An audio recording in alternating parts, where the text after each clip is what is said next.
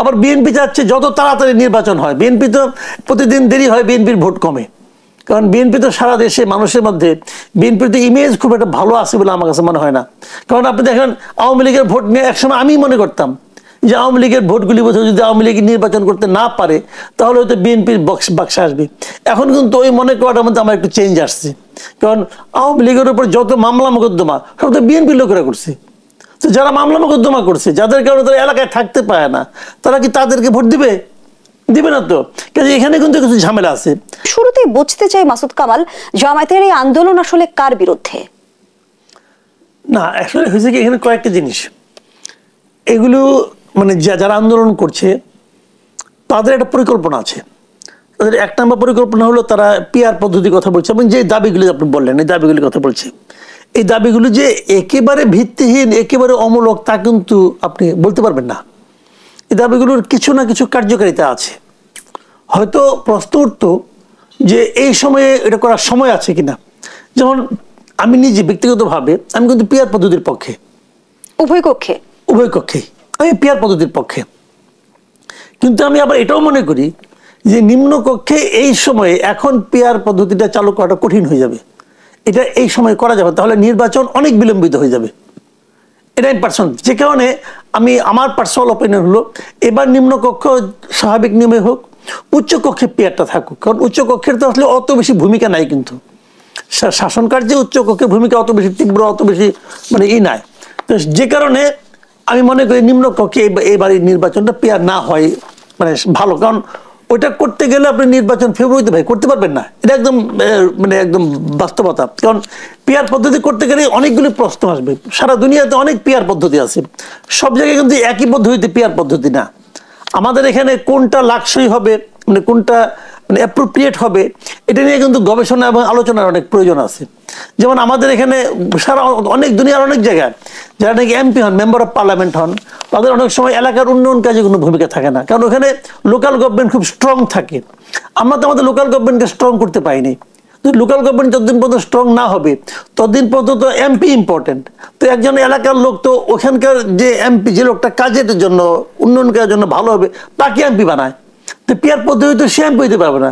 PR পদ্ধতিতে party যাকে MP বানাবে সে হবে, এবং সেটা কোন জায়গার এমপি হবে এটাও দেখার ব্যাপার আছে। সব জায়গার এমপি তো সমান না। আপনি দেখবেন প্রায় কিন্তু পুলিশ অথবা অন্য অন্য সরকারি কর্মকর্তাকে বলা হয় কথা না শুনলে খাগড়াছড়ি বদলি করবো। কেন খাগড়াছড়ি? কেন যদি বদলিও করে খাগড়াছড়ি, ওটা ভয় পাওয়ার কি আছে? ভয়টা হলো এখানে যে খাগড়াছড়ি খুবই আরামদায়ক কোনো জায়গা নয় ফ্যামিলি নিয়ে যাওয়া অথবা অন্য অন্য বিভিন্ন কাজে। সব জায়গার জন্য তো সমান গুরুত্ব না, যে কারণে গুরুত্বপূর্ণ জায়গাগুলোতে কে পাবে নমিনেশন, এগুলি নানা রকম ইকুয়েশন আছে। অথবা স্বতন্ত্র প্রার্থীদের অবস্থান কি দাঁড়াবে, এটাও একটা বিষয় আছে। তো এইগুলি নিয়ে আলোচনা হতে পারে এবং সমাধানও আছে। সমাধান যে নাই তা মনে করি না, কিন্তু সেইটা এখন এই সময়ে এই নির্বাচনের 4-5 মাস আগে আমি মনে করি এটা প্র্যাকটিক্যাল হবে না। তো তারপরে হলো কি, তারা যেটা করতেছে আন্দোলনটা কেন করতেছে, তারা আসলে সময়টাও বাড়াতে চায়। তারা আসলে এই জন্যই করতেছে, এই দাবিটা নিয়ে আমি অগ্রসর হতে হতে হয়তো নির্বাচনটাকে আবার মার্চ থেকে ফেব্রুয়ারি থেকে পিছিয়ে এপ্রিল অথবা জুনে নেওয়া যায় কিনা, তারা হয়তো এই ধরনের পরিকল্পনাও করতেছে। আমি জানি না আসলে কোনটা হবে, যে কারণে তাদের এটা পলিটিক্স। আবার বিএনপি চাচ্ছে যত তাড়াতাড়ি নির্বাচন হয়। বিএনপি তো প্রতিদিন দেরি হয়, বিএনপির ভোট কমে। কারণ বিএনপি তো সারা দেশে মানুষের মধ্যে বিএনপির তো ইমেজ খুব একটা ভালো আছে বলে আমার কাছে মনে হয় না। কারণ আপনি দেখেন আওয়ামী লীগের ভোট নিয়ে একসময় আমি মনে করতাম যে আওয়ামী লীগের ভোটগুলি বোধহয় যদি আওয়ামী লীগ নির্বাচন করতে না পারে তাহলে হয়তো বিএনপির বাক্সে আসবে। এখন কিন্তু ওই মনে করাটার মধ্যে আমার একটু চেঞ্জ আসছে। কারণ আওয়ামী লীগের উপর যত মামলা মোকদ্দমা সব তো বিএনপির লোকেরা করছে। তো যারা মামলা মোকদ্দমা করছে, যাদের কারণে তারা এলাকায় থাকতে পারে না, তারা কি তাদেরকে ভোট দিবে? দিবে না তো। কাজে এখানে কিন্তু কিছু ঝামেলা আছে। আবার আরেকটা বিষয় আছে, এখানে আরেকটা বিষয় আছে, বর্তমানে যে ফরম্যাট নির্বাচনটা হতে যাচ্ছে এখানে তো ব্যালট পেপারে আওয়ামী লীগ থাকবে না। জাতীয় পার্টিকেও না রাখার জন্য এই জামাত অথবা এই এনসিপি এরা কিন্তু নানা ধরনের ক্যারিকেচার করতেছে। ওই যে জাতীয় পার্টিও না থাকে, আওয়ামী লীগও না থাকে, তাহলে নির্বাচনের চেহারাটা কি দাঁড়াবে? এটা কিন্তু একটা বিষয়। আবার আওয়ামী লীগের প্রচুর ভোটারও আছে সারা দেশে, তাদের যদি আপনি নির্বাচন করতে না দেন, তাদের যদি আপনার মানে তাহলে তখন তারা কাদেরকে ভোট দিবে? তখন তারা কিন্তু একটা গন্ডগোল হতে পারে, একটা অস্থিতিশীল পরিস্থিতিও তৈরি হতে পারে। সেই বর্তমানে যে পরিস্থিতি, সবগুলি দলে গভর্নমেন্টকে সাপোর্ট করতে। আওয়ামী লীগ নেতাকর্মীদের স্বতন্ত্র নির্বাচন করার সুযোগ থাকবে কি? কেন থাকবে না? ওটা তো সে তো আওয়ামী লীগের প্রার্থী হবে না তখন। এখন যদি আপনি নির্বাচন কমিশন থেকে তোমাদের জানিয়েছে এটা সময়ে বলে দিবে, কবে বলবে আসলে? এখন হলো কি, সময় না, যে কোনো সময় হতে পারে। আওয়ামী লীগের যে কেউ নির্বাচন করতে পারে। আওয়ামী লীগের লোক যদি ভোট দিতে পারে, ইলেকশন করতে পারবেন না কেন? হয়তো আওয়ামী লীগের পরিচয়টা নিয়ে আসতে পারবেন না, স্বতন্ত্র করবেন, নৌকা মার্কা থাকবে না, অন্য কোনো মার্কা থাকবে, করতে পারেন। কিন্তু এক্ষেত্রে প্রবলেম আছে একটা। প্রবলেম হলো গিয়া, আমাদের দেশে তো এখন মব খুব পাওয়ারফুল। যদি মব হয়ে যায়, যদি তাকে বলা হয় যে ফ্যাসিবাদের দোষর, সে কোনো নির্বাচন করবে, মারপিট শুরু হয়ে গেল, তখন তো আর নির্বাচনের সেই পরিবেশটা থাকলো না। কারণ আমাদের এই সরকার এর মধ্যে প্রমাণ করছে তারা অনেক কিছুই পারে, খালি মবটা ফেরাইতে পারে না। মব এতটা পাওয়ারফুল কিভাবে হয়ে উঠলো, কার ইন্ধনে? এটা ইন্ধন লাগে না ভাই। আপনি যদি মবকে তার মতো চলতে দেন, আপনি যদি মবকে যদি বিচারের আওতায় না আনেন, যারা মব করে যদি তাদের বিরুদ্ধে কোনো অ্যাকশনে না যান, তো মব তো পাওয়ারফুল হবেই। আপনি দেখছেন পর্যন্ত আপনি একটা মব দেখাইতে পারবেন যাদের বিরুদ্ধে অ্যাকশন নেওয়া হয়েছে? একটা দেখান তো, পারবেন না। এই কয়েকদিন আগে অভিযোগও শুনি মাসুদ কামাল যে অনেক সময় দাবি আদায়ের অস্ত্র হিসেবেও মবকে ব্যবহার করা হচ্ছে। মবকে যেভাবে ব্যবহার করেন, মবই তাদের দাবি। যদি মনে করেন, আমি উদাহরণ দিয়ে বলি আপনার, বললাম তো, এই যে কয়েকদিন আগে ফজলুর রহমান সাহেবের বাসার সামনে অশ্লীল ভাষায় কতগুলো স্লোগান দিল, কতগুলি ছেলে মেয়েরা দিল, তো দ্যাট ওয়াজ মব। কেউ তাদের থামানোর চেষ্টা করছে? কেউ করছে? কেউ তাদের উঠাই দিছে? কেউ দেয় নাই। তারা পাওয়ারফুল ছিল, সরকার এই করছে, এন্ডোর্স করছে, করো তোমরা। আরো লোক পুলিশ ঘেরাতে রাখছে যাতে নাকি ওদের উপর অ্যাটাক করতে না পারে, করছে তো করছে। তারপরে তাদের আবার ধরা পড়লো কি সে চাঁদাবাজি করতে যে। তার মানে তারা আসলে বাইরে থাকার লোক না, তারা ভেতরেই থাকার লোক, জেলখানে নিয়ে গেছে। তো ওই দিন নিত ভেতরে, ওই দিন ভেতরে যদি নিত তাহলে তারা চাঁদাবাজিটাও করতে পারতো না এবং মবটাও থামতো। এবং এরপরে কিন্তু আমরা রাজশাহীর আরেকটা ভয়ঙ্কর ঘটনাও দেখলাম যে কবর থেকে লাশ তুলে পুড়িয়ে দেওয়া হলো, সেটাও তো নিশ্চয়ই মবেরই। অবশ্যই মব, ওটা অবশ্যই মব। দেখেন ওই ঘটনার প্রেক্ষিতে কয়েকজন লোকের বিরুদ্ধে মামলা হয়েছে, কয়েকজনকে অ্যারেস্ট করছে না? কাদেরকে অ্যারেস্ট করছে? আওয়ামী লীগ, যুবলীগ, তারপর স্বেচ্ছাসেবক লীগ, এদেরকে অ্যারেস্ট করছে। এবং তাদের বিরুদ্ধে অভিযোগ কি, মামলা একটা হয়েছে। মামলার অভিযোগটা কি? পুলিশের কাছে বাধা দেওয়া। মামলা কিন্তু হয়েছে পুলিশের কাছে বাধা দেওয়ার অভিযোগে। মানে ওইটা মামলা না, লাশ যে কবর থেকে তুললো ওটা নিয়ে কোনো মামলা হয়নি। তো ওটা নিয়ে মামলা হলে ওখানকার জামাতের আমির ধরা পড়তো। সে তো ওই মিটিং করছে, সে তো ওই যে আপনার ইমান আকিদা নাকি কি আপনার একটা কমিটি করছে, ওই কমিটির মধ্যে সে আছে, তারা তো প্রেস কনফারেন্স করছে, তারপর তারা এই কাজ করছে। কাজে মব গভর্নমেন্ট থামাচ্ছে না। পরশুদিনও তো দেখলাম যে এই শফিকুল আলম সাহেব সে মবের পক্ষে তার করলো, সাফাই গেল। তার মানে সরকার মবটাকে এক ধরনের সাপোর্ট দেয় এবং সরকার মবটাকে এনকারেজ করে, তোমরা করো, আমরা দেখি। এটাই তো হচ্ছে এখানে। এর পরিণতি আসলে কি হতে যাচ্ছে? এর পরিণতি পচা হবে, ভালো হবে না। এর কোনো ভালো পরিণতি হওয়ার কোনো আসলে সুবিধাই নাই। শুনেন ভাই, বিষয়টা হলো কি, দেখেন একজন লোক ধরেন আপনার একটা খুনের মামলা আসামি, খুন করছে, ধরা যাক আপনার সবাই জানে সে খুন করছে, হয়তো আপাত দৃষ্টিতে মনে হচ্ছে সে খুনি। এখন তাকে ধরে আপনি আদালতে নিচ্ছেন কেন? আদালতে নিয়ে তার আপনি কি দাবি করতেছেন? যে সে খুন করছে, খুনি, তার ফাঁসি চাই। তো তাকে বলেন যে না, আমি আদালতে নিব না, আগেই পিটে মেরে ফেলাবো। তা আগে কি পিটে মারার কোনো অধিকার আপনার আছে? আদালতে নিতে হবে, আদালত বিচার বিশ্লেষণ করে দেখবে যে আসলে সে খুনি কিনা। অনেক সময় তো খুনি নয়, কিন্তু খুনি মনে হয়, হতে পারে, কিন্তু আপনি দেখারও ভুল হতে পারে। সেক্ষেত্রে আপনি যদি আদালতে না নিয়ে আইনটাকে নিজের হাতে তুলে নেন, সেটি তো মব। এইটা যদি করতে দেন তাহলে তো দেশে আর আইন কানুন লাগে না, দেশে তো আইন আদালত লাগে না। আপনি মনে হলো সব পিটিয়ে মেরে ফেলেন, আপনি মনে হলো একটা বিচার করে ফেলেন, তাহলে আর আইন আদালত আপনি কি করবেন? হাইকোর্টে কি করবেন? কোনো কিছুই তো দরকার নেই আর। বাট সভ্য সমাজে এটা চলতে পারে না। আমাদের এখানে এই সরকার এটা অবাধে চলতে দিচ্ছে। এ পর্যন্ত কোনো একটা মবের বিচার হয়েছে কিনা আপনি আমার দেখান তো। বিভিন্ন সময় কিন্তু আমরা শুনেছি মাসুদ কামাল যে বলা হয়ে থাকে যে বিপ্লবোত্তর নৈরাজ্যের পরিণতির ফলে আসলে মবের উত্থান ঘটেছে। এভাবে সরলীকরণ করার সুযোগ আছে কিনা? নাই। প্রথম দিকে সরকার গঠনের আগে 5 তারিখ থেকে 7 তারিখ পর্যন্ত, 8 তারিখ পর্যন্ত, এই সময় হয়তো দেশে কোনো সরকার ছিল না, তখন হইলেও ঠিক আছে। গণভবনে যেটা হয়েছে এটাও মব, কিন্তু ওই মবটা আবার সমস্যা না, কারণ ওটা তো সরকার পতনের জন্য হয়েছে। কিন্তু যখন সরকার একটা গঠন হয়ে গেছে তখন আপনাকে সরকারের যে নিয়ম কানুন সেগুলো মানতে হবে। তখন আপনার কেউ দায়িত্ব দেয় না, আপনার কোনো অধিকার নাই যে 32 নম্বরকে আপনি ঘোষণা দিয়ে ভেঙে ফেলাবেন, পারেন না, আপনারা ভাঙতে পারেন না। কারণ ওটা 32 নম্বরটা তো গভর্নমেন্ট প্রপার্টি, ওটা তো ট্রাস্ট করে দিয়েছে, ওটা গভর্নমেন্ট প্রপার্টি। তো গভর্নমেন্ট এটা কেন ভাঙতে দিল? গভর্নমেন্টকে থামাইতে গেছিল? কেউ থামাইতে গেছিল? কেউ থামাইতে যায় নাই। তাহলে ওটা কি কারণে আপনি করতে দিলেন? সরকারের সীমাবদ্ধতা আসলে কোথায়? সরকারের সীমাবদ্ধতা হলো তার মনে মনে মনে তার মাথায়। সরকারের সীমাবদ্ধতা তার মাথায়।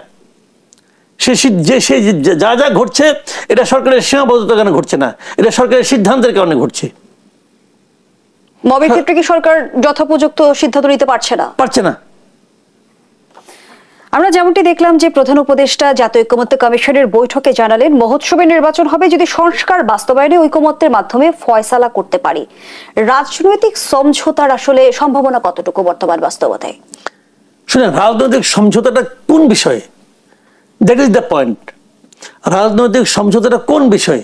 এই রাজনৈতিক সমঝোতাটা নির্বাচনের বিষয় হয়, সমঝোতা খুব সহজে হয়তো হবে। জুলাই সনদের বিষয়ে বলেছেন। জুলাই সনদের বিষয়ে সমঝোতা খুব সহজ হবে না, খুব সহজ হবে না। আমি শুরু থেকে বলতেছি, আপনাদের অনুষ্ঠানে বহুবার বলছি, জুলাই সনদের ব্যাপারে সমঝোতা খুব সহজে হবে বলে আমি মনে করি না।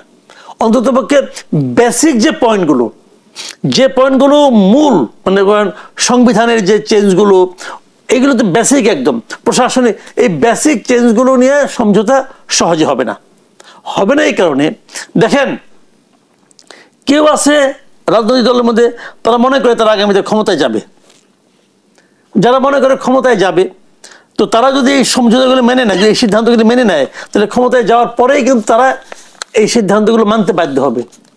আবার কেউ আছে ক্ষমতায় যেতে চায় কিন্তু জানে যে ক্ষমতায় নাও যেতে পারে, তখন তারা এমন এমন সিদ্ধান্ত চাইবে, এমন এমন সংস্কার চাইবে যেটা দিয়ে তারা সরকারে থাকা দলের উপর চাপ প্রয়োগ করতে পারে। তাহলে দুজনের চাওয়াই তো ভিন্ন, দুজনের স্বার্থই তো ভিন্ন। একদল চাইবে যে আমি এমন ভাবে ক্ষমতায় যাব যে আমার যেন বিরোধী দল খুব একটা ডিস্টার্ব করতে না পারে। তাহলে যে যে সংস্কারগুলো তার এই চাওয়ার অনুকূলে আছে সে সেগুলি চাবে। আরেক দল চাচ্ছে যে ওনারা ক্ষমতায় যাক, আমি যেন বিরোধী দলের থেকে ওদের উপর চাপ প্রয়োগ করতে পারি, এবং আমার এই উদ্দেশ্য হাসিলের জন্য যে যে সংস্কার হয়েছে সেই সংস্কারগুলো আমি চাই। তাহলে দুই দলের চাপ ভিন্ন না। এখনকার বাস্তবতা কিন্তু আমরা ঠিক তাই দেখছি। আমরা যদি জামায়াত ইসলামের উপায়গুলো বলি, যে জুলাই সনদ বাস্তবায়নে তারা দুটি উপায়ের কথা বলেছে, একটি বলেছে প্রভিশনাল কনস্টিটিউশনাল অর্ডার, আরেকটি বলেছে গণভোটের কথা। আবার বিএনপির তরফ থেকে বলা হচ্ছে কোনোভাবে এক্সট্রা কনস্টিটিউশনাল পদ্ধতিতে সংশোধনী চায় না তারা। তাহলে আমরা দেখছি নিজ নিজ দাবিতেই কিন্তু অনড় অবস্থানে রয়েছে। আবার এনসিপি বলছে গণপরিষদ নির্বাচনের কথা। তাহলে আসলে সমাধান সূত্রে পৌঁছানোর কোনো পথ আমরা তৈরি করতে পারছি না। কঠিন। দেখেন, আমি বলি একটা, যেমন গণভোট যেটা বললো, গণভোট জিনিসটা কি? দুইটা থাকবে, হা অথবা না, ঠিক আছে? এখন গণভোটের মধ্যে কয়টা ইস্যুতে দিবেন? ইস্যু হলো 84টা। ধরেন এর মধ্যে 84টার মধ্যে ধরেন আপনার ধরলাম 60-70, ধরলাম 80টাই মিলে গেল, 80টার ব্যাপারে গণভোট লাগে না। 4টা হলো বেসিক পয়েন্ট। 4টার জন্য আপনি কয়টা গণভোট দিবেন? 4টার জন্য একটা গণভোটে 4টা হবে না তো, কারণ 4টার মধ্যে 4টে ইস্যু মনে করেন, এই 4টে ইস্যুর মধ্যে মনে করেন একটা হলো সংবিধানের মূলনীতি, আরেকটা হলো 70 অনুচ্ছেদ, আরেকটা হলো প্রাইম মিনিস্টারের আয়ু, মনে করেন এরকম 4টা। এখন আমি হয়তো 70 অনুচ্ছেদ চাই কিন্তু সংবিধানের মূলনীতি চাই না, তাহলে হা বললে তোমার 4টাই হা হয়ে গেল, না বললে তোমার 4টাই না হয়ে গেল। কাজে গণভোট সবসময় হয় একটা ইস্যুতে, যে কোনো একটা ইস্যুতে আপনি গণভোট দিবেন। তাহলে যদি 4টে ইস্যু হয়, 7টা ইস্যু হয়, তাহলে তো আপনার এতবার গণভোট দিতে হবে। আমাদের কি অতটুকু করার মতো অর্থনৈতিক অবস্থা আছে? সময় আছে? মানুষ জানে? প্রচারটা কে করবে? মানুষের কাছে ইনফরমেশনটা কে নিয়ে যাবে? দেখেন, এই জিনিসগুলো সবচেয়ে বড় সমস্যাটাকে জানেন আমি বলি, সেটা হলো গিয়া যারা সংস্কার করতেছেন তাদের পলিটিক্যাল পার্টির উপর কোনো আস্থা নাই। বিএনপি বলতেছে যে যদি আমি ক্ষমতায় যাই, যারা ক্ষমতায়, আমি না, মনে করেন যারা ক্ষমতায় যাবে, ক্ষমতা আসেন যে সরকার, যে রাজনৈতিক যে সরকার আসবে, সেই সরকার এগুলি বাস্তবায়ন করবে। এই কথাটার উপর অন্যান্য দলগুলো আস্থা রাখতে পারছে না, এমন সরকারও আস্থা রাখতে পারছে না। সরকার বলছে তুমি আগে করো, আগে তুমি রাজি হও, তারপরে তুমি সংসারে, আগে কবুল বলো, তারপরে সংসারে ঢুকো, এটা বলতেছে। এখন ব্যাপারটা হলো যে এই যে সংস্কারটা করছে, বিএনপির বক্তব্যটা কিন্তু একদিকে ঠিক আছে, তাদের বক্তব্য হলো যে আমি যা বলবো আমরা তার মানে আমার সংসদে এটা পাশ করাবো, তারা হলো জনগণের প্রতিনিধি। এই দেশের জন্য কোন আইনটা চলবে কোন আইনটা চলবে না এটা তো জনগণ ঠিক করবে। আলী রিয়াজ কেন করবে? আমি কথা বলছি, বদিউল্লাহ মজুমদার কেন করবে? বদিউল্লাহ মজুমদার তো আমেরিকার নাগরিক ভাই, একসঙ্গে সে তো আমেরিকার স্বার্থ এখানে দেখতেছে। আলী রিয়াজ তো আমেরিকার নাগরিক, সে তো আমেরিকার স্বার্থ এখানে দেখতেছে। তো আমার দেশের লোকের স্বার্থ আমার দেশের জনগণ দেখবে, এবং জনগণের পক্ষে কারা দেখবে? দেখবে হলো জনগণের যারা প্রতিনিধি। হু আর ইউ? তুমি কে ভাই? তোমার করে দেওয়ার সংস্কার আমাকে মানতে হবে কেন? কে তুমি? তোমাকে কে আনছে? কি যোগ্যতা তুমি এখানে পড়ছো? তুমি যে এখানে সবচেয়ে বড় যোগ্য লোক, এটা কোথায় প্রমাণিত হয়েছে? তুমি কোন কম্পিটিটিভ এক্সামিনেশন তুমি পাস করে আসছো? বুঝাও আমাকে। আমি তো এগুলো মানি না। আমি একজন নাগরিক হিসাবে, যারা নাকি অন্য দেশেরও নাগরিক, তাদের সংস্কার আমি মানি না, আমি পছন্দ করি না। আমাকে বললে আমি না ভোট দেবো। এখন আমার ভোটে তো সব হবে না, জনগণের ভোট হবে, হোক জনগণের ভোট, দেখি তাদেরটা কি হয়। এত সহজ না দুনিয়াটা। শুরুতে ভুল করছে ডক্টর ইউনূস সাহেব, শুরুতেই ভুলটা করছেন, এবং উনি যে ভুল করছেন এটা উনি বুঝেন নাই, উনি এখনো বুঝতেছেন না। এত সহজ না ভাই। আবার এরা বলছে আগেই করতে হবে, কারণ আগে কেন করবেন? আগে আমি কেন মানবো? এনসিপির একটা যুক্তি আছে। এনসিপির যুক্তিটা হলো কি, তারা তো অনেক কিছু করছে এই হাসিনা গভর্নমেন্টকে সরাই দেওয়ার জন্য। এখন তারা একটা কিন্তু সেফটি ক্লজ চায়, যে যা নতুন গভর্নমেন্ট আসে যেন তাদের প্রতি কোনো, তার মানে কি নতুন গভর্নমেন্ট যেটা আসবে, মানে সেই গভর্নমেন্টটা কিন্তু আমি জনগণের সরকার বলবো। সেই সরকারের উপর কিন্তু এদের আস্থা নাই। আস্থা তো নাই, কারণ তাদের উপরে কারো আস্থা নাই। তাদের উপরে যে আস্থা নাই তার বড় প্রমাণ তো ডাকসু নির্বাচন। ডাকসু নির্বাচন তারা কই ছিল? আছে কোথাও? 5 নম্বরও নাই, 5 নম্বর 6 নম্বরে চলে গেছে। তো তারাই তো এনসিপি, এই যে বাক্সার যারা, তারা এনসিপি, এরাই তো। তো তাদের অবস্থানটা কি? এই স্টুডেন্টরা তাদের উপর আস্থা আছে? আমি তো আরেকটা কথা বলি, ডক্টর ইউনূস বলছিল না যে ছাত্রই আমার এমপ্লয়ার? বলছিল তো, ছাত্রই তার নিয়োগকর্তা।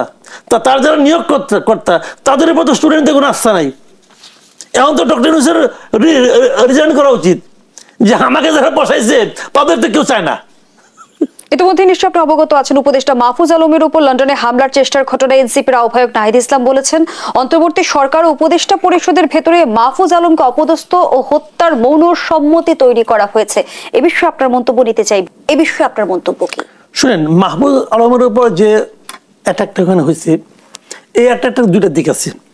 প্রথমত যদি সাদা চোখে আমি দেখি, তাহলে আমি এই ধরনের অ্যাটাককে সমর্থন করি না।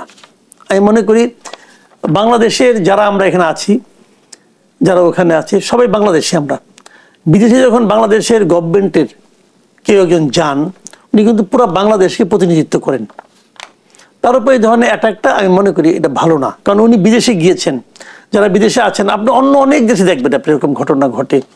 অনেক সামরিক সরকারও বিদেশে যখন যায়, তখন সেই দেশের লোকজন কি তাদের উপর এরকম করে না তো। আমরা এটা দেখছি, আমাদের এটা প্র্যাকটিস হয়ে গেছে। যখন আওয়ামী লীগ গভর্নমেন্ট ক্ষমতায় ছিল, যখন শেখ হাসিনা বিদেশে যাইতেন, তখন তার উপর এরকম যুবদল, ছাত্রদল, বিএনপি এরা কিন্তু এই ধরনের অ্যাটাক করতো, হইচই করতো, চিল্লাপাল্লা করতো। তখন বিপরীত দিকে আওয়ামী লীগও করতো একই সময় কিন্তু। আবার যখন খালেদা জিয়া যাইতেন, যখন বিএনপি ক্ষমতায় ছিল, তখন আবার আওয়ামী লীগ করতো। এই যে পাল্টাপাল্টি করার কাজগুলো, এই কাজগুলোকে ভাই সমর্থন করার কোনো কারণ নাই। কিন্তু আবার একটা বিপরীত দিকে আরেকটা কথা আছে। আমার কথা হলো কি, আপনারা যা যা বিরোধিতা করবেন, যার যার সমালোচনা করবেন, দেশে করেন, বিদেশে কেন? বিদেশে গেলে এতে কিন্তু দেশের ভাবমূর্তি উজ্জ্বল হয় না। আজকে আপনি যেটা করতেছেন, কালকে যেটা আপনার গভর্নমেন্টের সঙ্গে গতকালকে অন্যরা করছে, তখন আপনাদের কাছে কেমন লাগছে? এটা কোনো ভালো না। বাইরের দেশগুলোর কাছে আমাদের মান সম্মান, ভাবমূর্তি উজ্জ্বল হয় না। কিন্তু এখানে যে ঘটনাটা ঘটছে, একটা ঘটনা, সেটা হলো আপনি তো আওয়ামী লীগকে দেশে কিছু বলতে দিচ্ছেন না। আওয়ামী লীগের কিছু বলার থাকতে পারে ভাই, আওয়ামী লীগ তো একটা পলিটিক্যাল পার্টি। অনেকে আছে বলে যে আওয়ামী লীগ কোনো পলিটিক্যাল পার্টি না। তো পলিটিক্যাল পার্টিরা তো এগুলি কারা? এরা মানুষ না? এটা তো মানুষ ভাই, এদের তো কথা বলার অধিকার আছে। আপনি বাংলাদেশে যাই কোনো কথা বলতে দিচ্ছেন? আপনি এখানে আওয়ামী লীগ দলীয় ভাবে বাদ দেন, ব্যক্তিগত ভাবে কেউ বঙ্গবন্ধুর জন্য যদি শোক করে, আপনি এটা করতে দিচ্ছেন না, মাফ করে বাড়তেছেন। তো এখন ওখানে যে দেখেন কেমন লাগে, এখানে আপনি মাফ করতেছেন, ওখানে ওরা মাফ করতেছে, ভালো লাগে। এইগুলি কিন্তু ভাই আপনি যা করবেন, যে বলেন একটা ঢিলটি দিলে পাটকেলটি খেতে হয়, আপনি করেন কেন এগুলো? আপনি একটা দলকে, এই কোটি কোটি মানুষকে আপনি বলে দেবেন তুমি কোনো কথা বলতে পারবে না, এটা হবে? এটা হবে না রে ভাই। এটা আগামী দিনে আরো বাড়বে, দেখেন আপনি, এটা আগামী দিনে আরো বাড়বে। ডক্টর ইউনূসের সঙ্গে মধ্যে একই ঘটনা ঘটবে, ভালো লাগবে তখন? আপনি এই দেশে তাদের কোনো কিছু বলতে দিচ্ছেন না কেন? তারা কথা বলতে দেবেন না আপনি? এটা হয় না, এর নাম গণতন্ত্র না। যে যাই বলে বলতে পারে ভাই। এখন প্রশ্নটা হলো, নাহিদ ইসলাম যে কথাটা বলছে, যে প্রশ্নটা আপনি করছেন, এই ধরনের ঘটনা কিন্তু আগেও ঘটছে, অন্যদের ক্ষেত্রেও ঘটছে। এর আগে দেখছি শফিকুল আলমের ক্ষেত্রে হয়েছে, এর আগে দেখছি সুইজারল্যান্ডে আসিফ নজরুলের ক্ষেত্রে হয়েছে। তখন তো নাহিদ ইসলাম অথবা এনসিপি এরা এরকম বিবৃতি দেয় নাই, এখন দিল কেন? এটা কিন্তু একটা ইম্পর্টেন্ট ইস্যু। তার মানে মাহফুজ আলম এদের সঙ্গে বর্তমানে এখন যে আপনার উপদেষ্টা পরিষদ আছে, এই উপদেষ্টা পরিষদের ভেতরে এক ধরনের ঝামেলা চলছে, এক ধরনের বিরোধ, এক ধরনের সরকারের মধ্যে সরকার, হয় এতদিন চলতো এখন চলতে পারছে না, অথবা এখন ভাগাভাগি হয়ে যাচ্ছে, অথবা এদের কথা গুরুত্ব কমে যাচ্ছে। এই ধরনের অনেক কিছু হতে পারে। কারণ দেখেন, এর চেয়ে বড় স্ক্যান্ডাল কিন্তু আসিফ মাহমুদ সজীব ভুঁইয়াই করছে না? তার অনেক কিছু আমরা দেখলাম না স্ক্যান্ডাল, তো কই ওটা নিয়ে তো তখন তো এনসিপি কিছু বললো না। আবার তখন তো আমরা দেখলাম যে ওনাদের সঙ্গে ওনাদের খাতির আছে, বসে একসঙ্গে মিটিং করতেছে, এই সমস্ত ছবিও দেখলাম। তাহলে তুমি করলে কোনো সমস্যা নাই, আমি করলে সমস্যা ভাই, এটা তো কোনো নিয়মের কথা হলো না। একটা পলিটিক্যাল পার্টির দৃষ্টিভঙ্গি সবার জন্য সমান হবে, সেটা দেখতে হবে। কিন্তু এখন যে প্রশ্নটা আপনি বলছেন, যে টু দ্য পয়েন্টে যদি বলি, সেটা হলো নাহিদ ইসলামের এই অভিযোগ মারাত্মক অভিযোগ, এবং এই অভিযোগ অলরেডি সরকারের বিরুদ্ধে যায়। সরকারের উচিত এই অভিযোগের জবাব দেওয়া। যদি সরকার জবাব না দেয়, তাহলে আমরা ভেবে নেব যে নাহিদ ইসলামের অভিযোগ সঠিক। এবং নাহিদ ইসলাম যে অভিযোগটা করেছে, যে মাহফুজ আলমকে হত্যা অথবা অন্য কিছু করা, ক্ষতি করা, শারীরিক কোনো ক্ষতি করার পেছনে সরকারের কতিপয় উপদেষ্টার মৌন সম্মতি আছে, যেরকম মৌন সম্মতি আছে মবের ক্ষেত্রে। যদি এটা হয়, মাহফুজ ইসলাম আলম নিজেও একজন উপদেষ্টা, কিন্তু যদি এটা হয়, তাহলে আমি মনে করবো যে এই সরকারের ভবিষ্যৎ খুব খারাপ। একটা ভিন্ন প্রসঙ্গে আসতে চাই মাসুদ কামাল, কিছুক্ষণ আগে আপনি মব নিয়ন্ত্রণহীন হয়ে যাচ্ছে এমনটি বলছিলেন। নিশ্চয় অবগত আছেন, ফরিদপুরের সংসদীয় আসন পুনর্বিন্যাসের প্রতিবাদে অবরোধ কর্মসূচি আজ সহিংসতায় রূপ নিয়েছে। আমরা যেমনটি দেখলাম যে বিক্ষুব্ধ জনতা ভাঙা থানা উপজেলা পরিষদে হামলা ভাঙচুর চালিয়েছে, পুলিশকে ধাওয়া করে একসময় বিক্ষোভকারী, এবং পুলিশকে মসজিদে যে আশ্রয় নিতে হয়েছে। গতকাল আমরা দেখেছিলাম স্বরাষ্ট্র উপদেষ্টা হুঁশিয়ার উচ্চারণ করে বলেছিলেন যে রাস্তা অবরোধ করে আসলে আন্দোলন করা বরদাস্ত করা হবে না, সেটিও উপেক্ষা করলো আন্দোলনকারীরা। হ্যাঁ, এখন ওখানে মোটামুটি এখন টর্চার চলবে, ওখানে মোটামুটি এখন যাবে লোকজন, পুলিশ যাবে, আর্মি যাবে, ধরপাকড় হবে, 2-3 হাজার মামলা হবে, এবং মামলা বাণিজ্যও হবে। এখন প্রশ্নটা হলো কি, এই যে আপনার মনে করেন সীমানা পুনর্নির্ধারণের সঙ্গে কিন্তু অনেক লোক জড়িত, অনেক স্বার্থান্বেষী লোক জড়িত আছে। তো অনেক জায়গায় সীমানা পুনর্নির্ধারণ হয়েছে। এখন যদি এগুলো লজিক্যালি হয়ে থাকে, তাহলে সবার মানা উচিত। আর যদি লজিক্যালি না হয়ে যদি বোঝা যায় যে কারো না কারো স্বার্থ উদ্ধারের জন্য করা হয়েছে, তাহলে তো এই ধরনের ঘটনা ঘটবেই। এখন এখানে কি হয়েছে না হয়েছে আমি জানি না, তবে আমি মনে করি এই সমস্ত ক্ষেত্রে আপাত দৃষ্টিতে অনেকের স্বার্থহানি হলেও সরকার যখন কোনো একটা কাজ করে, এটা মেনে নেওয়া উচিত। আমি মনে করি ওখানে যারা মব করছে তাদের বিরুদ্ধে শাস্তি হওয়া উচিত। আপনি কেন পুলিশকে কেন যেখানে আশ্রয় নিতে হবে, কেন আপনি এগুলো করবেন? মাঝখানে দেখলাম এক জায়গায় ট্রেন থামাই সমস্ত যাত্রীদেরকে নামাই দিছে, কেন? এটা কোন মানবিকতা? আপনার সীমানা আপনার প্রয়োজনের জন্য আদালতে যান। যদি আপনার সীমানা পুনর্নির্ধারণ আপনার পছন্দ না হয়, আপনি আদালতে যান। কিন্তু আপনি মব করবেন কেন? আপনি অন্যের ক্ষতি করবেন কেন? অন্যের সমস্যা করবেন কেন? এই অধিকার তো আপনাকে কেউ দেয় নাই। ট্রেন থামায় যাত্রী নামাই দিবেন, পুলিশকে মেরে মসজিদে ঢুকাই দিবেন, এটা তো হলো না রে ভাই, এটা উচিত না আমি মনে করি। যুগপৎ আন্দোলন বিএনপি কে আসলে কতটা চাপে ফেলতে পারে? শেষ পর্যন্ত এই আন্দোলন বিএনপি কে যদি বলি যে ঠেকানোর আন্দোলনে পরিণত হবে কিনা? দেখেন, আমি বলি আমাদের দেশের মানুষটা সত্যি কথা বলতে কি, আমি এখন যতটুকু বুঝি আর কি, অতটা উগ্র না। আমাদের দেশের সাধারণ মানুষ তারা আসলে শান্তি চায়। জামাত এবং অন্যান্য দলগুলির যে আন্দোলনটা, এই আন্দোলনটাকে তারা উগ্র আন্দোলনে পরিণত না করে, তাহলে এই আন্দোলন থেকে তারা সুফল পাবে। শেষ পর্যন্ত কি হবে আমি তা জানি না, তবে সুফল কিছুটা পাবে। আর বিএনপিকে চাপে ফেলবে কিনা, হ্যাঁ বিএনপি চাপে পড়বে, কারণ বিএনপি যেটা চাচ্ছে সেটা হলো গিয়ে যত দ্রুত সম্ভব একটা নির্বাচন হয়ে যাওয়া। জামাতের এই আন্দোলনের কারণে নির্বাচন বিলম্বিত হতে পারে। এখন এটাকে বিএনপি কিভাবে হ্যান্ডেল করবে, এটা বিএনপির রাজনীতি। বিএনপি যদি এটা ভালোভাবে হ্যান্ডেল করতে পারে তাহলে এখান থেকে বিএনপিও কিন্তু আবার সুফল গড়ে তুলতে পারে। তবে আমার সবচেয়ে বড় দেখার বিষয় হবে যে এই ক্ষেত্রে সরকারের ভূমিকাটা কি হয়, সরকার এই সময় কোন দিকে যায়। সরকার কিন্তু দীর্ঘদিন তারা কিন্তু এনসিপির দিকে ছিল এবং জামাতের দিকে ছিল। রিসেন্টলি যেন মনে হচ্ছিল সরকারের সঙ্গে এনসিপির সেই প্রেমটা আর নাই। থাকলে তো নাহিদ ইসলাম সরকারের বিরুদ্ধে সরাসরি আঙ্গুল তুলতো না, কিন্তু সেই প্রেমে মনে হয় ভাটা পড়ছে। এখন জামাতের সঙ্গে সরাসরি কোনো বিরোধিতা জড়ায় নাই। আবার আপনাকে একটা কথা মনে রাখতে হবে, সরকার কিন্তু খালি এই উপদেষ্টারা না, এর বাইরেও কিন্তু সরকার আছে। প্রশাসন কিন্তু সরকার, জেলা প্রশাসন অথবা সচিবালয় প্রশাসন, এটা কিন্তু বেসিক্যালি পার্ট অফ গভর্নমেন্ট, এটাও তো গভর্নমেন্ট। তো এখানেও কিন্তু এক ধরনের প্রতিক্রিয়া সৃষ্টি করবে। কারণ আপনি মনে রাখবেন এই প্রশাসনে কিন্তু জামাতের খুবই প্রভাব আছে, অনেক বড় প্রভাব প্রশাসনে আছে। কাজে সেখানে কি হবে আগামী দিনগুলো আসলে এখনই কিছু বলা যাবে না, একটু আর্লি হয়ে যাবে কমেন্ট করাটা। তো দিন যত যাবে আমরা বুঝতে পারবো। তবে সামনে যতটা সহজ মনে করা হয়েছিল যে নির্বাচন পর্যন্ত বোধহয় আমরা খুব সহজে অগ্রসর হয়ে যাব, অতটা সহজ হবে না। এবং তারও যে বড় কথা, যদি এখানে যদি মনে করেন জামাত সহ 5টা ইসলামী দল এরা এর সঙ্গে যদি বিএনপির একটা বিরোধ তৈরি হয় এবং সেই বিরোধ যদি রাজপথে যায়, মাথায় রাখতে হবে যাদেরকে আপনার তাড়াইছেন তারাও কিন্তু আবার এখানে একটা অবস্থানে চলে আসতে পারে, তারাও কিন্তু একটা ভূমিকা নিতে পারে। তখন সরকার কিন্তু একটা ত্রিশঙ্কু মানে ইয়ের মধ্যে পড়ে যাবে। একদিকে বিএনপি বিরোধী, আবার আরেকদিকে আওয়ামী লীগদের আপনি তাদের অবস্থান, তারা তো মরিয়া। কাজে সরকার কোনটাকে হ্যান্ডেল করবে, কিভাবে হ্যান্ডেল করবে। এমনি পুলিশ বাহিনীর অবস্থা খারাপ, তার মধ্যে পুলিশ বাহিনী যদি স্বরাষ্ট্র উপদেষ্টা, তার অবস্থা আরো খারাপ। উনি যে কি বলে না, কেন বলে, কিভাবে বলে, কিছুই বুঝি না। কাজে এই সব মিলে কি হবে, এটা সরকার যদি এখন থেকে সরকারকে কেয়ারফুল হতে হবে এবং বিএনপিকেও কেয়ারফুল হতে হবে যে কিভাবে এটাকে শান্তিপূর্ণভাবে হ্যান্ডেল করা যায়। জামায়াত ইসলামীর দলীয় সিদ্ধান্তে ডাকসু নির্বাচনে জয়লাভ করার পর ছাত্র শিবিরের নেতারা গত বৃহস্পতিবার সকালে রায়ের বাজারের বধ্যভূমিতে দোয়া ও মোনাজাত করেছেন। 1971 সালের পর এই প্রথম জামায়াত সমর্থিত কোনো সংগঠন বধ্যভূমি স্মৃতিসৌধে গেল।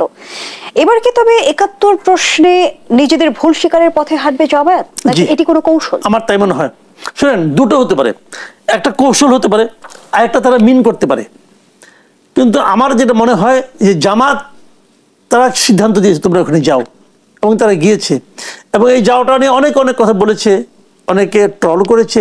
কিন্তু বাস্তবতা হলো যে জামাতের এক ধরনের ইতিবাচক ভূমিকা ছিল এখানে যাওয়ার ক্ষেত্রে। 71-এর শহীদ, আমরা যদি বুদ্ধিজীবী শহীদ বলি ওদেরকে, সে 14 তারিখে নেতাদেরকে হত্যা করা হচ্ছিল রায়ের বাজারে। এদেরকে কারা নিয়েছিল? যারা মুক্তিযুদ্ধের ইতিহাস জানেন তারা জানেন এদেরকে নিয়েছিল বেসিক্যালি আল বদর, আল শামস, রাজাকার, এরাই কিন্তু নিয়েছিল। তো ওরা কারা ছিল? ওরা অধিকাংশই জামাতের লোক ছিল। তাহলে সেই হত্যাটাকে জামাত কিন্তু মানে স্বীকার করছে যে এটা আমাদের জন্য বড় একটা ক্ষতি হয়ে গেছে। এটা করার মাধ্যমে 71-এ তারা নিজেদের ভুলটাই কিন্তু আলটিমেটলি এক ধরনের ভুলটাকে বলছে যেটা আমরা আসলে ভুল করেছি, এই ধরনের একটা আকার ইঙ্গিতে বলার চেষ্টা করছে। আমার ধারণা খুব শিগগিরই আপনি দেখবেন জামাতে ইসলাম 71-এ তাদের ভূমিকা নিয়ে আলোচনা করবে এবং তারা বলবে যে তাদের পূর্বসূরি যারা ছিল ওনারা তো কেউ ছিলেন না, কারণ জামাত ইসলামের যিনি আমির উনি তো বয়োজ্যেষ্ঠ, উনি তখন শিশু ছিলেন উনি বলেছেন। তাহলে যারা ছিলেন তারা ওই সময় ওই সিদ্ধান্তটা তাদের ভুল ছিল, তারা ভুল সিদ্ধান্ত নিয়েছিল, এই কথাটা জামাত আমার ধারণা বলবে এবং এই জন্য তার জাতির কাছে ক্ষমাও চাইতে পারে। 71 প্রশ্নে যদি জামায়াত ক্ষমা চায় তাহলে রাজনীতির দৃশ্যপট বদলাবে কি? অনেক বদলাবে, অনেক। আমি বলি আপনাকে ভাই, সেই জিনিসটা কি একটা ড্রামাটিক চেঞ্জ হয়ে যাবে। সেই চেঞ্জটা কিভাবে হবে? ধরেন মুক্তিযুদ্ধে এরা পড়ছিল বেকায়দা, আওয়ামী লীগ এরা কিন্তু বেকায়দায় ছিল। বেকায়দা এই কারণে আওয়ামী লীগ তো মুক্তিযুদ্ধকে ওন করে, তারা মনে করে মুক্তিযুদ্ধটা আমাদের নিয়ে নেতৃত্বে হয়েছে, এটা কিন্তু মনে করে। ঘটনা সত্য মিথ্যা আলোচনা করতেছি না আমি, বাট তারা এটা মনে করে যে এই দেশটা আমরা স্বাধীন করছি, আমাদের নেতৃত্বে মুক্তিযুদ্ধটা হয়েছে। এখন তাদের পক্ষে তারা চাইলেও কিন্তু তারা পারছিল না যে জামাতের দিকে যেতে। এবং বিএনপি যদি সুযোগটা নিতে পারতো, বিএনপি কিন্তু নেয়নি। যখন মুক্তিযোদ্ধাদের অপদস্থ করা হয়েছে, যেমন আপনার এই যে ডিআরইউ যে ঘটনাটা, মঞ্চ ৭১, তাদেরকে যখন অপদস্থ করা হয়েছে তখন কিন্তু বিএনপি চুপ থাকছে। তখন যদি বিএনপি বলতো যে মুক্তিযোদ্ধাদের অপদস্থ করা ঠিক হচ্ছে না, একটা কথা খেলে বলতো, একটা কথা খেলে বিবৃতি দিত একটা, তাহলে কিন্তু দেশের সমস্ত মুক্তিযোদ্ধারা বিএনপির দিকে কিন্তু ঝাঁপাই পড়তো। মনে রাখবেন, বিএনপি এবং আওয়ামী লীগ এই মুহূর্তে কিন্তু, বিএনপি না, মুক্তিযোদ্ধা এবং আওয়ামী লীগ এরা কিন্তু একটা এতিমের মতো আছে। তারা একটা জায়গায় ছায়া খুঁজতেছে, কেউ আমাদেরকে নিক, কেউ আমাদেরকে বলুক তোমাদের সঙ্গে আমরা আছি। বিএনপি সেই সুযোগটা নিতে পারে নাই, একদম রিয়েলিটি। এখন যদি সারা দেশে কিন্তু মামলা মোকদ্দমা এগুলো বিএনপি লোকজন করতেছে, এই সমস্ত কারণে বিএনপির প্রতি কিন্তু এদের এক ধরনের ক্ষোভও আছে। কিন্তু মুক্তিযুদ্ধের প্রশ্নে জামাতের অবস্থানের কারণে তারা জামাতের দিকেও ভিড়তে পারছে না, এরকম একটা বেকায়দা কিন্তু এই লোকগুলো আছে। এখন যদি জামাত বলে যে মুক্তিযুদ্ধের সময় আমাদের দলের ভূমিকাতে ভুল ছিল, আমরা এই জন্য দেশবাসীর কাছে ক্ষমা চাই, যদি এই দুইটা কথা খালি বলতে পারে কোনোভাবে, ওই যে আপনার যদি বলে আর কি, ওটা পরে বলি, যদি বলতে পারে, তাহলে কিন্তু এই লোকগুলি একটা যাওয়ার জায়গা থাকবে এবং তার প্রভাব ভয়ঙ্কর হবে বিএনপির জন্য। এবং আমার মনে হয় ওই যে ছোটবেলা শুনতাম না, জ্বর হলে পরে কুইনাইন খায়, কুইনাইন কিন্তু খুব তিতা। জামাত কিন্তু ভোটের স্বার্থে, রাজনীতির স্বার্থে ওই তিতা কুইনাইন গিলতেও পারে, আমার ধারণা আর কি। শেষ প্রশ্নটি আপনার কাছে রাখতে চাই, আজ বিশ্বব্যাপী পালিত হচ্ছে আন্তর্জাতিক গণতন্ত্র দিবস। স্বাধীন হওয়ার পর থেকে আমরা দেখেছি আমাদের গণতন্ত্র বারবার হোঁচট খেয়েছে এবং গণঅভ্যুত্থানের পর এখনো বলা হচ্ছে যে গণতন্ত্র সংবেদনশীল মোড়ে দাঁড়িয়ে আছে। গণতন্ত্র উত্তরণে আসলে কি কি চ্যালেঞ্জ দেখছেন, ছোট্ট করে সরে শুনবো। এই সময় গণতন্ত্র উত্তরণের সবচেয়ে বড় চ্যালেঞ্জ হলো এই সরকার।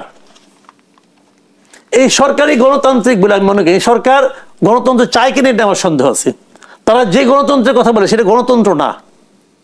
দেখেন, এই সরকার কয়েকদিন পর পরে কিন্তু একটা জিনিস বলে, জাতিসংঘের লোক আসছিল, তারা বলছে কতজন মারা গেছে, অমুক তমুক বলে না, খুব ওই জাতিসংঘের প্রতিবেদনের মধ্যে বলা আছে যে একটা বিশেষ একটা বিরাট জনগোষ্ঠীকে ভোটের বাইরে রাখলে সেটা গণতন্ত্র হবে না। তা আমরা তো, এই সরকার তো তাই করতেছে। এই সরকার তো একটা বিরাট জনগোষ্ঠীকে ভোটের বাইরে রাখতেছে।